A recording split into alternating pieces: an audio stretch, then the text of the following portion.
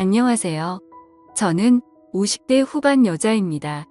저도 나름 우여곡절 겪으면서 험한 인생을 살았다고 생각했는데 얼마 전 제게 일어난 일에 비하면 50년의 세월을 별탈 없이 거쳐왔다는 생각이 듭니다. 제게는 공주보다 귀한 딸이 하나 있습니다.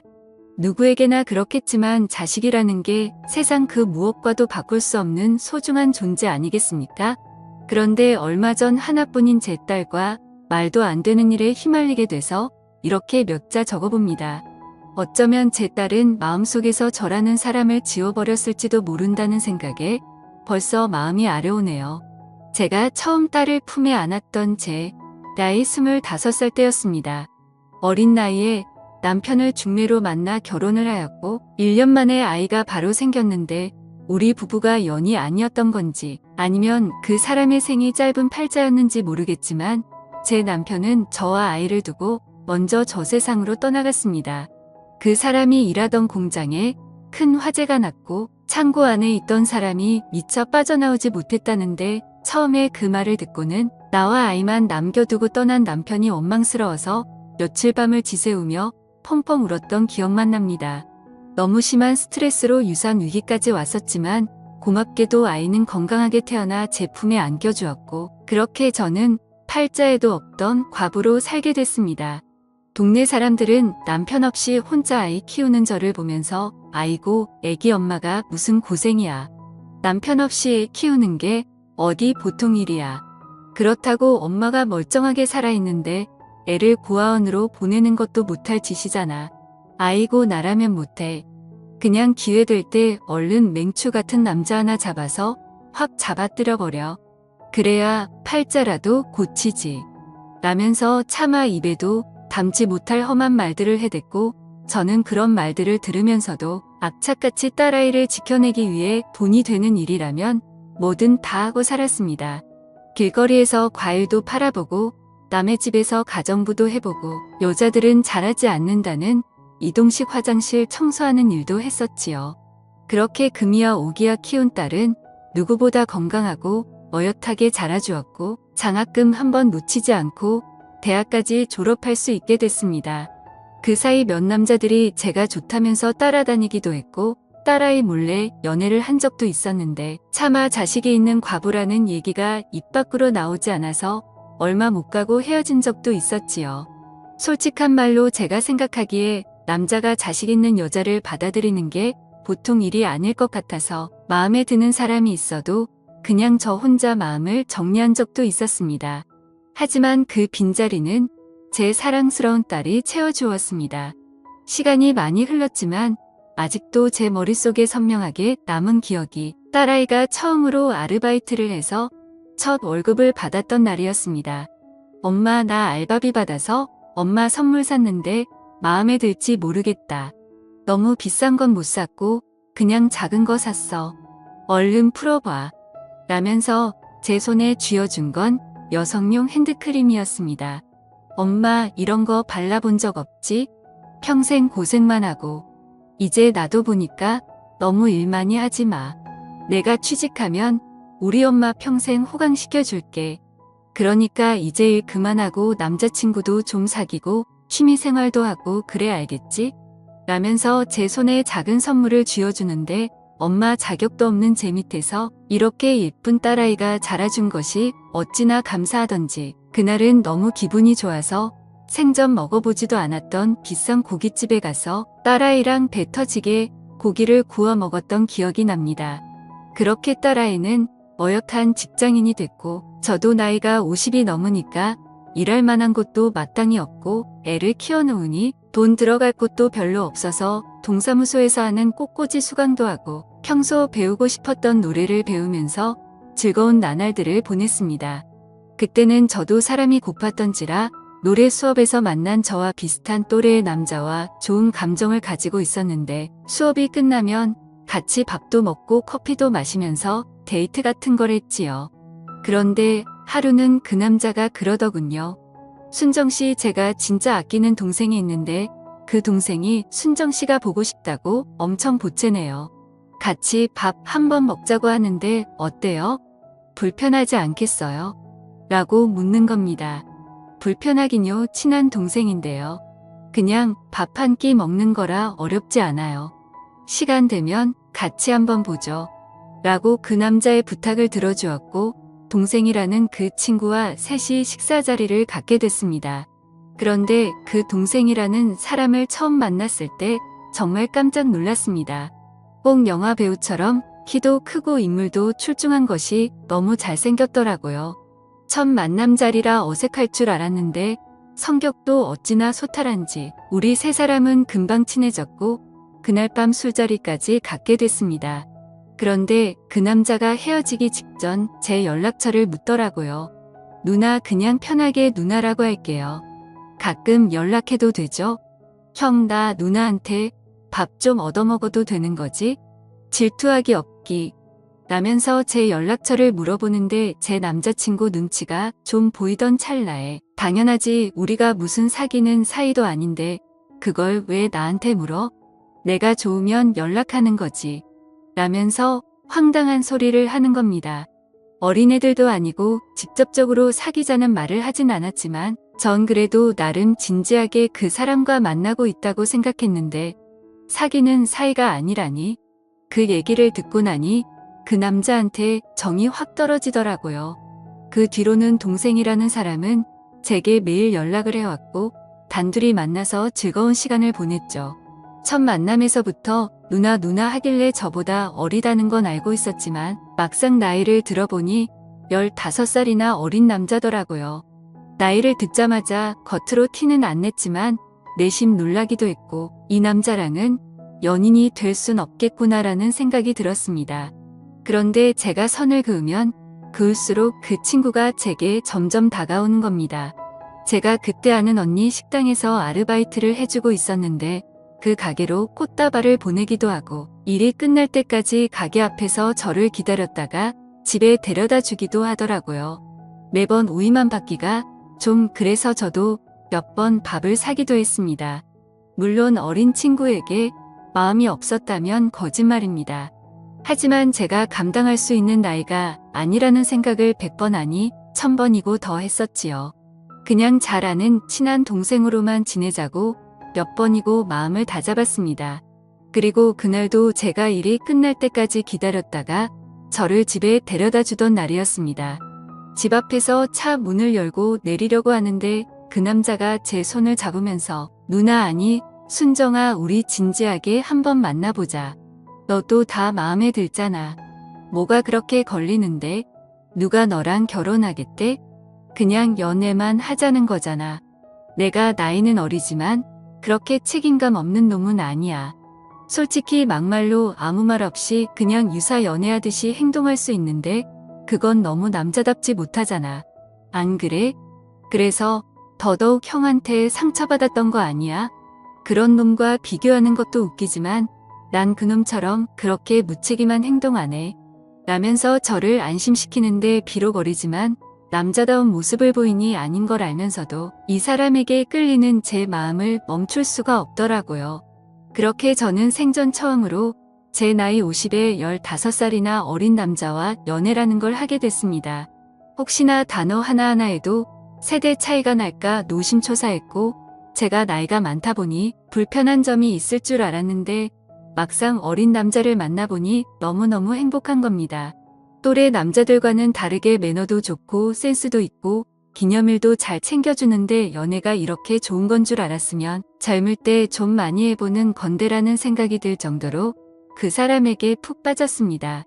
그렇게 1년 정도 그 사람과 연인으로 지냈는데 점점 선을 넘는 행동을 보이기 시작하는 겁니다. 하루는 그 남자가 저를 만나자마자 다짜고짜 휴대폰 줘봐. 요즘 뉴스에서 보니까 인터넷 채팅 같은 걸로 남녀가 만나고 한다는데 당신도 그런 거 아니야? 라면서 말도 안 되는 소리를 하는 겁니다. 아이고 이 사람아 무슨 말도 안 되는 소리야. 내가 애들이야? 그런 걸로 남자나 만나고 있게? 말도 안 되는 소리 하고 있어. 라면서 장난으로 넘겼는데 그 사람은 진심인 것 같더라고요. 저는 결국 휴대폰을 보여줬는데 제 사진첩에 있는 사람들을 일일이 체크하면서 신원을 확인하고 저와 어떻게 알게 된 사이인지 얼마나 자주 만나는지를 간섭하는 겁니다. 그 정도야 뭐 제가 감당할 수 있을 거라고 생각했는데 제가 일하는 식당까지 매일 찾아와서 남자 손님에게 반찬을 갖다 주려고 하면 갑자기 쟁반을 떼어서 자기가 직접 가져다 주기도 하고 화장실에 있거나 샤워를 하는 동안 전화를 못 받으면 집까지 찾아와서 문을 두드리더라고요. 점점 그런 행동들이 제 목을 조여왔고 그 남자가 답답하다고 느껴지기 시작했습니다.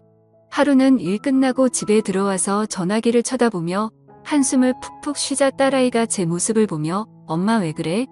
무슨 일 있어? 김 여사 연애 사업이 잘 안 되시나? 남자 고민이면 이 딸한테 얘기 좀 해봐. 내가 또 연애 박사라 그런 건 잘 해결해 줄 수 있어. 라면서 말을 해보라고 하는데 이 나이 먹고 남자 때문에 고민이라고 얘기하기가 창피해서 됐어. 그냥 말도 마라. 나이 먹고 남자 만나려니까 힘들어 죽겠다. 그냥 정리해야지. 라면서 말을 막아버렸죠. 그렇게 점점 마음이 지쳐갈 때쯤 그 남자와 정리하게 된 결정적인 계기가 생겼습니다. 동네에서 유명하다는 음식점에서 밥을 먹고 나오는데 갑자기 당신이야 지금 사는 집 당신 집이야? 아니면 전세야? 라고 묻는 겁니다. 그런 건 왜 물어? 내가 이 나이 먹고 집도 없을까봐 그래? 라고 했더니 당신 이름으로 돼 있는 건 맞지? 딸이랑 같이 살지? 그럼 그 집 명의 한번 확인해보자. 사람들 얘기 들어보니까 전 남편 명의로 그 집에 살면서 남자한테 꼼짝 못하는 여자들이 많더라고. 맘 같아선 그 집 내 명의로 돌려버리고 당신 집에 들어가서 같이 살고 싶은데 우리가 결혼하기로 한 사이는 아니니까 그렇게는 못하겠고 당신 전 남편이 일찍 죽었다고는 하지만 내가 눈으로 확인하지 않은 이상 그건 모르는 거잖아. 라면서 저희 집 명의를 확인하려고 들더라고요.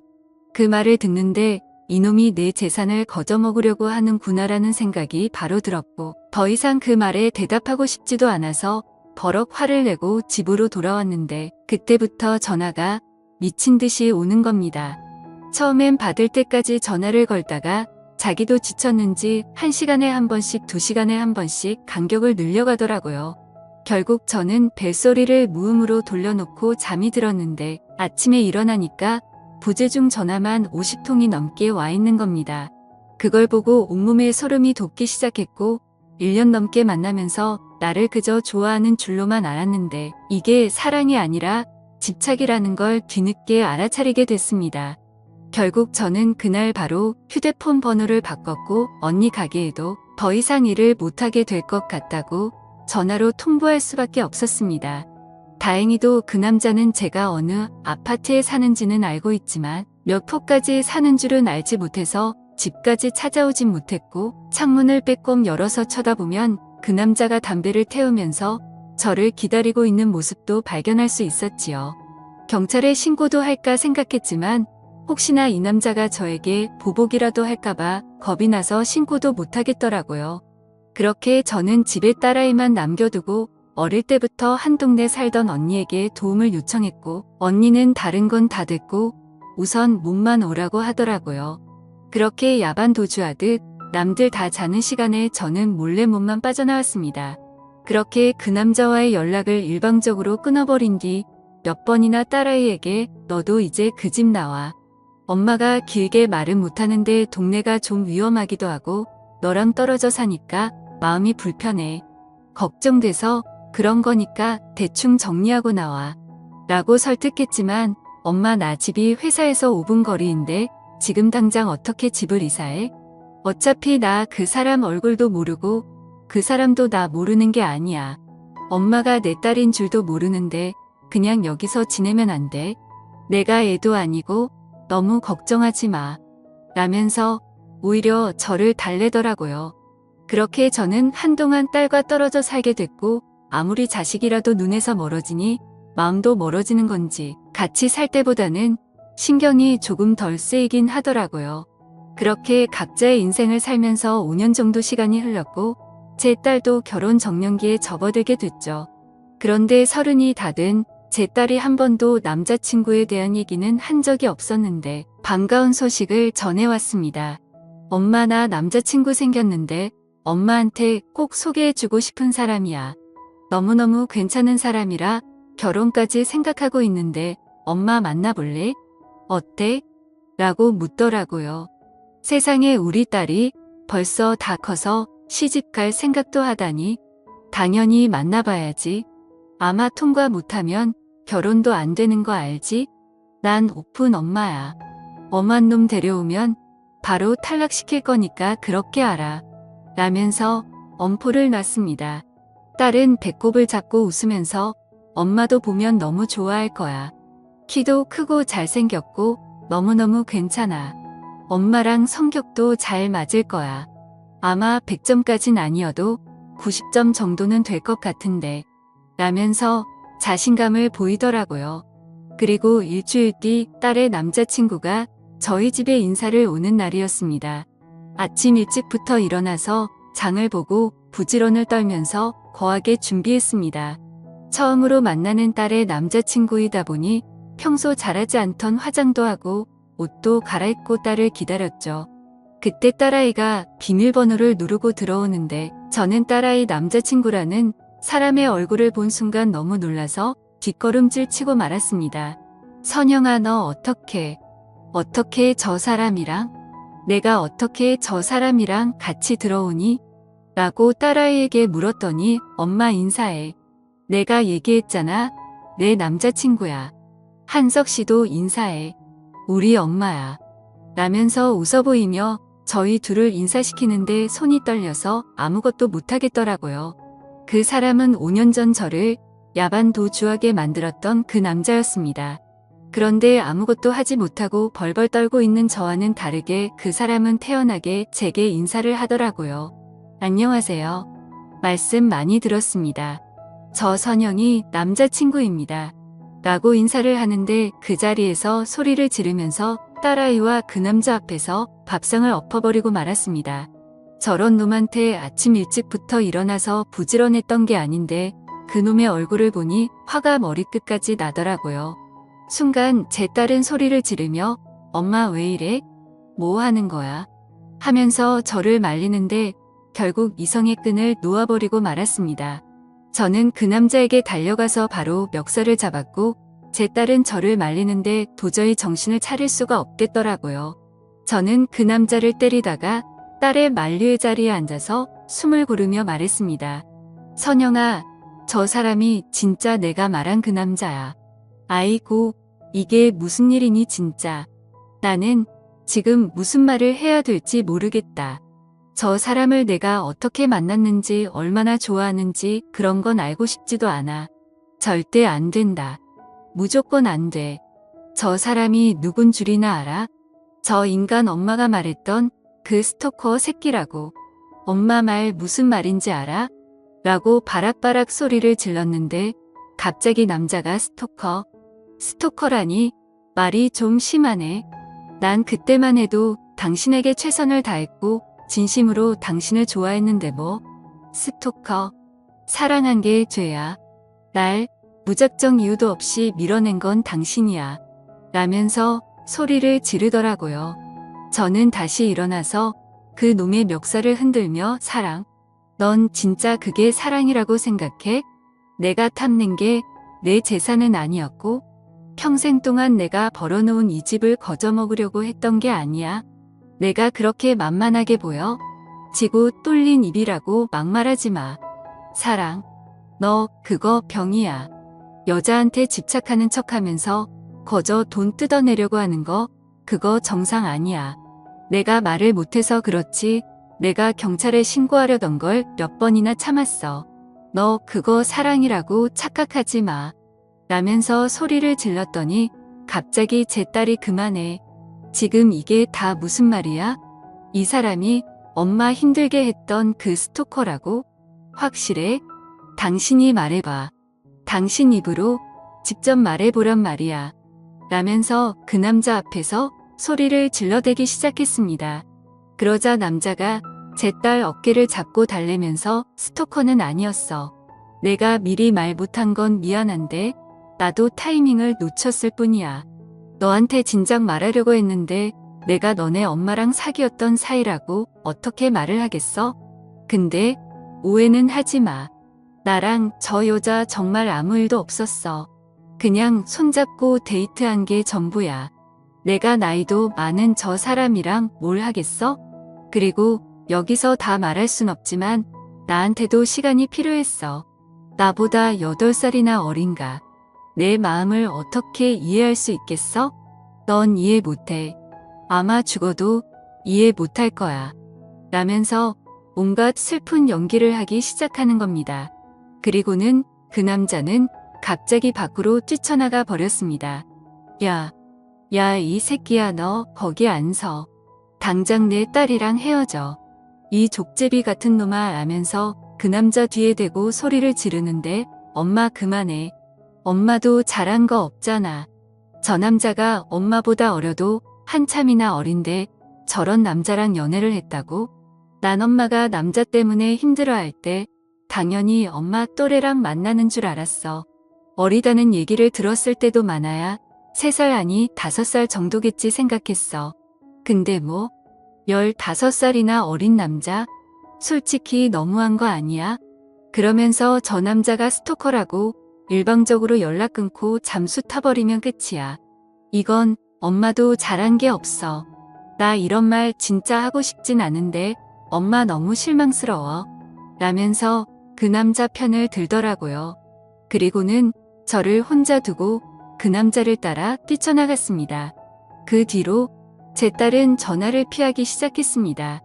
딸의 집에 찾아가서 벨도 눌러보고 문 앞에서 기다려도 봤지만 얼굴을 보여주기는커녕 제게 문자로 엄마 나 조금 생각할 시간이 필요해.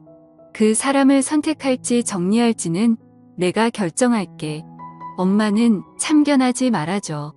라는 말만 할 뿐이었죠. 마음 같아선 당장 두 사람을 헤어지게 만들고 싶었지만 그게 어디 제 마음처럼 되겠습니까? 어쩔 수 없이 저는 그 남자에게 다시 연락을 했고 기다렸다는 듯 제 전화를 받더라고요. 평생 나한테는 연락 안 할 줄 알았는데 딸 일이라고 발벗고 나서는 것 봐. 라면서 비아냥대는데 당장이라도 모가지를 잡아 비틀고 싶은 마음이었습니다. 긴 말 필요 없고 어디야? 내가 갈 테니까 잠깐 만나. 지금 있는 곳 문자로 보내줘. 라고 얘기하고 전화를 끊었더니 바로 문자 한 통이 오더라고요. 저는 운전을 하면서 몇 번이나 심호흡을 했고 어떻게 하면 그 사람의 마음을 돌려서 딸아이와 헤어지게 할 수 있을지 고민하고 또 고민했습니다. 막말로 돈이라도 갖다 바쳐야 하나 싶었는데 돈이 아쉬운 사람도 아닌 것 같아서 제가 할 수 있는 게 아무것도 없더라고요. 결국 저는 남자의 집까지 오게 됐고 그 남자가 현관문을 열자마자 바로 무릎을 꿇었습니다. 시키는 건 뭐든지 할게. 그러니까 우리 딸은 건드리지 마. 내 피 붙이고 평생 동안 영혼을 갈아서 키운 소중한 애야. 무슨 억하심정으로 딸아이까지 건드렸는진 모르겠지만 아직 젊은 애잖아. 당신이 딸이랑 헤어지겠다고만 해주면 내가 무슨 일이든지 할게. 라고 얘기했더니 기가 막히다는 듯이 웃더라고요. 이거 봐라. 누가 들으면 내가 작정하고 딸을 꼬셨다고 생각하겠네. 뭐 꼬신 거라면 꼬신 건데 내가 당신 같은 늑다리한테 무슨 미련이 있어서 딸까지 꼬시겠어? 뭔가 단단히 오해하고 있는 것 같은데 당신 만나러 집 앞에 찾아갔다가 우연히 딸을 보게 됐고 당신 젊을 때 모습이랑 너무 비슷해서 본능적으로 끌린 건 인정할게. 근데 나는 진짜 당신 딸이라고는 생각도 못했어. 그냥 정말 분위기가 느낌이 비슷하다고만 생각했지. 그렇게 조금씩 가까워졌는데 선영이 제가 나한테 혼란 넘어온 걸 어떡하냐?